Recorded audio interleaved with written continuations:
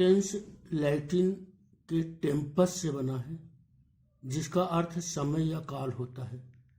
TENSE tense का बोध किसी भी भाषा को समझने के लिए बहुत ही महत्वपूर्ण होता है।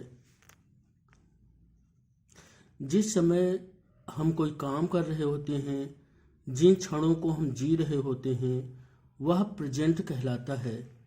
यानी जब आप इसे पढ़ रहे होंगे या इसे सुन रहे होंगे, उस समय, वह क्षण, वह मोमेंट प्रेजेंट होगा। उसके पूर्व का समय यानी जो बीत गया है, वो पास्ट कहलाता है। PAST यानी कल का दिन, एक महीने पहले का समय, एक क्षण पहले का समय, वह सब पास्ट है, बीत गया है। तो जब आप कहते हैं कि मैंने खाना खाया था, तो पास्ट होता है। मैं वहाँ गया, यह पास्ट है। और जिस क्षण आप जी रहे हैं, उसके बाद का समय, आने वाला समय, फ्यूचर कहलाता है।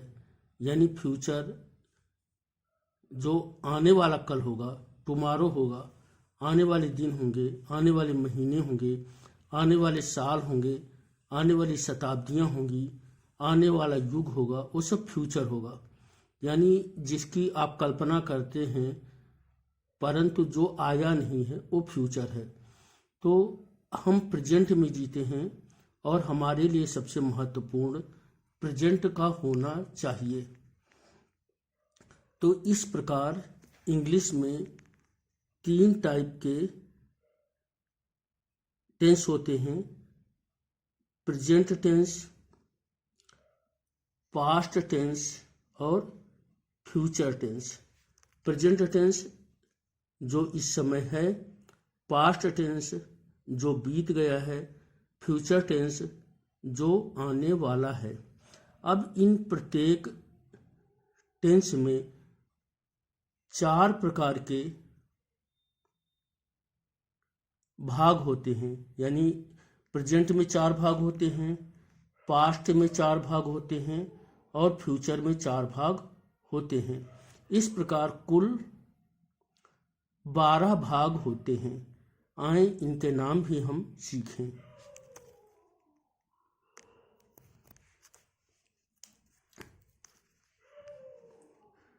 जो प्रेजेंट में 4 भाग होते हैं वे हैं present indefinite tense, present indefinite tense यानी जो अनिश्चित होता है, प्रेजेंट कॉन्टिन्यूअस टेंस यानी जो जारी होता है, जो जिस समय हम जी रहे होते हैं, प्रेजेंट परफेक्ट टेंस यानी जो काम हो चुका होता है लेकिन पास्ट नहीं है, प्रेजेंट में हो चुका होता है, प्रेजेंट परफेक्ट कॉन्टिन्यूअस टेंस। तो इस प्रकार के 4 टेंस हुए: present indefinite, present continuous, present perfect, present perfect continuous tense. ऐसे पास्ट में 4 पार्ट होंगे: past indefinite tense, past continuous tense, past perfect tense, past perfect continuous tense. ऐसे फ्यूचर में 4 होंगे: future indefinite tense, future continuous tense, future perfect tense और future perfect continuous tense. इस तरह 12 tense होते हैं। इनके 12 एक्टिव रूप होते हैं और पैसिव रूप कम होते हैं, 8 होते हैं केवल। तो आज हम इनके एक्टिव रूप का अध्ययन करेंगे और पहले टेंस का अध्ययन करेंगे।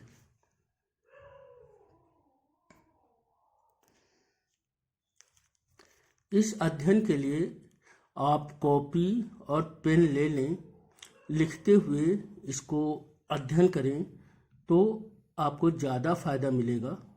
क्योंकि जो ग्रामर होता है, जो ट्रांसलेशन होता है या जो सीखना होता है, वो एक्टिव होता है, यानी सुनिए और साथ साथ लिखते भी जाइए। तो प्रेजेंट टेंस वो होता है जिस समय हम जी रहे होते हैं, जिन क्षणों में, वो प्रेजेंट होता है। तो प्रेजेंट टेंस का जो पहला पार्ट होता है वो प्रेजेंट इंडेफिनिट टेंस होता है। देखें, इसे समझने की कोशिश करें, अपने से इसे जोड़िए, तभी ये चीज़ समझ में आएगी।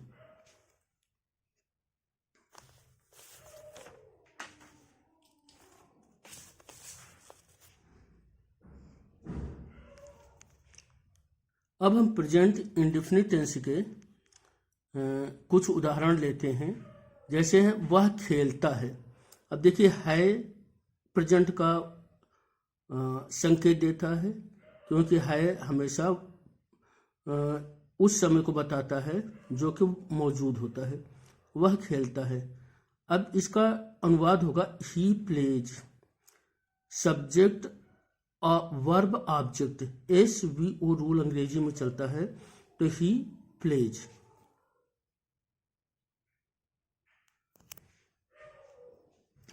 अब यहाँ एक चीज देखिए, ही प्रोनाउन है और थर्ड पर्सन का है और सिंगुलर है, तो इसके साथ प्लेज वर्ब आती है, यानी प्ले में यस या यस लगाया है।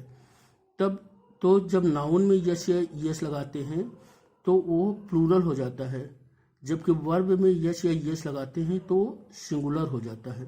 वह खेलता है, ही प्लेज। अब यदि होता मैं खेलता हूं तो आई प्ले होता। वे खेलते हैं, दे प्ले, क्योंकि आई को आई प्लूरल की तरह व्यवहार करता है और दे प्लूरल होता है, दे बहुवचन होता है। वह नहीं खेलता है, ही डज नॉट प्ले। तो जो सिंगुलर होता है प्रेजेंट इंडेफिनिट टेंस में, उसके साथ डज नॉट लगता है, और जो प्लूरल होता है उसके साथ डू नॉट लगता है। वह नहीं खेलता है, ही डज नॉट प्ले। वे नहीं खेलते हैं, दे डू नॉट प्ले। अच्छा, एक चीज और आप देखें, वह नहीं खेलता है, ए प्रेजेंट इंडेफिनिट टेंस है और नेगेटिव है।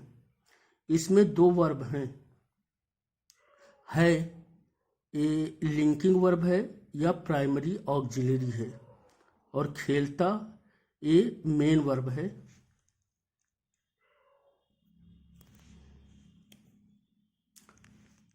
अब आप एक सेंटेंस और देखें, वह डॉक्टर है। देखिए, इसमें मुख्य क्रिया या मेन वर्ब नहीं है। She is a doctor, she is a doctor. She singular है, इसलिए इसके साथ इज लगा है। She is a doctor. वह डॉक्टर नहीं है, she is not a doctor. वह शिक्षक नहीं है, she is not a teacher. वे शिक्षक हैं, दे आर टीचर्स। तो दे के साथ आर लगेगा। वे शिक्षक नहीं हैं, दे आर नॉट टीचर्स। मैं एक पत्र लिखता हूँ, I write a letter. I plural की तरह व्यवहार करता है, इसलिए राइट होगा। I subject, write verb, a letter object. Letter singular है और कॉमन नाउन है, इसलिए इसके साथ आर्टिकल ए लगा है। मैं पत्र नहीं लिखता हूँ, I do not write a letter. मैं क्यों पत्र नहीं लिखता हूँ? देखिए, इंट्रोगेटिव सेंटेंस है, तो why do I write a letter. मैं क्यों पत्र लिखता हूँ, why do I write a letter.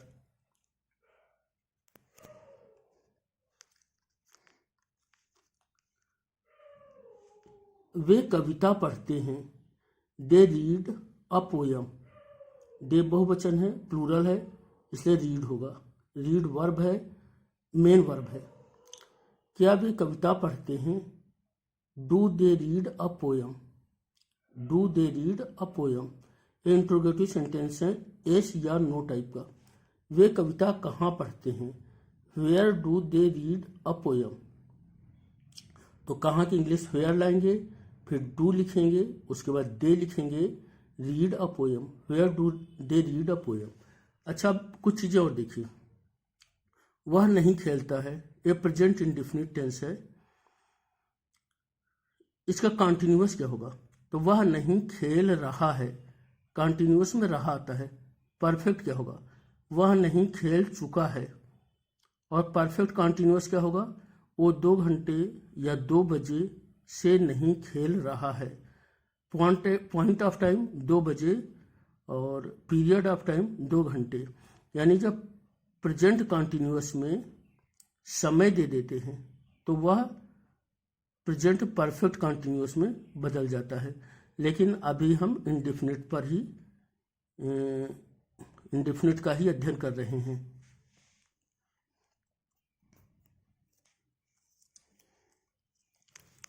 देखिए, समझने का मतलब ये है कि आप सेंटेंस के विभिन्न रूपों में अंतर जानिए। जैसे वह नहीं खेलता है, प्रेजेंट इंडेफिनिट है। वह नहीं खेल रहा है, प्रेजेंट कॉन्टिन्यूअस है। वह नहीं खेलता था, पास्ट इंडेफिनिट है।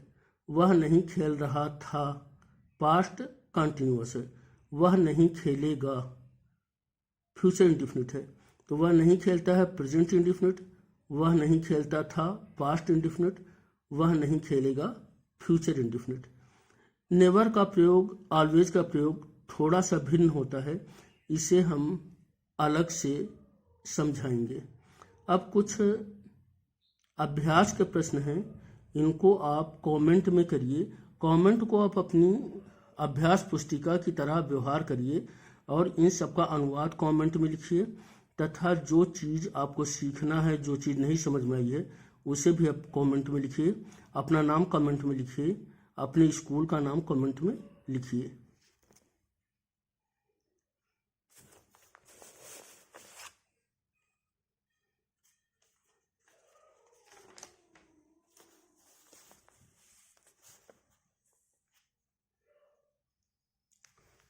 आपको ये ट्रांसलेशन कमेंट में करना है। आप क्यों हंसते हैं। देखिए, प्रेजेंट इंडेफिनिट टेंस है। आप क्यों हंसते हैं। आप क्यों हंसते थे, ये पास्ट इंडेफिनिट होगा। और आप क्यों नहीं हंसते हैं, ये नेगेटिव होगा। आप क्यों हंसते हैं, ये प्रेजेंट इंडेफिनिट का इंट्रोगेटिव सेंटेंस है। और WH क्यों यानी वाई का प्रयोग हुआ है, तो वाई को आप पहले लिखेंगे। वह सदैव सत्य बोलती है, तो सदैव का ऑलवेज होगा।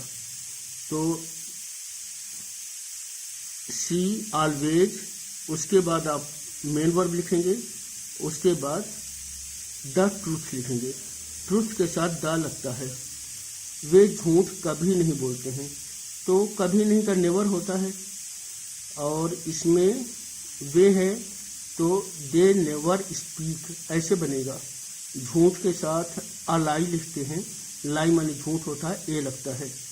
वे क्या पढ़ते हैं, तो वाट डू दे करके बनेगा, क्योंकि इसमें क्वेश्चन वर्ग क्या आएगा और वे है। क्या वह पत्र लिखती है, वह यानी सी, तो डज सी से बनेगा।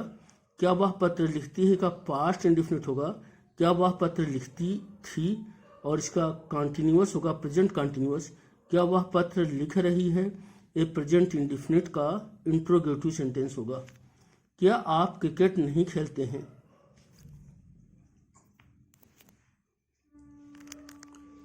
क्या आप क्रिकेट नहीं खेलते हैं, ये इंट्रोगेटिव नेगेटिव सेंटेंस है। और हाँ, प्रेजेंट इंडेफिनिट का इंट्रोगेटिव नेगेटिव सेंटेंस है। क्या आप क्रिकेट नहीं खेलते हैं। वह गाना नहीं गाता है, तो ही डज नॉट यानी नेगेटिव सेंटेंस है प्रेजेंट इंडेफिनिट का। वह गाना कभी नहीं गाता है, इसमें नेवर का यूज होगा।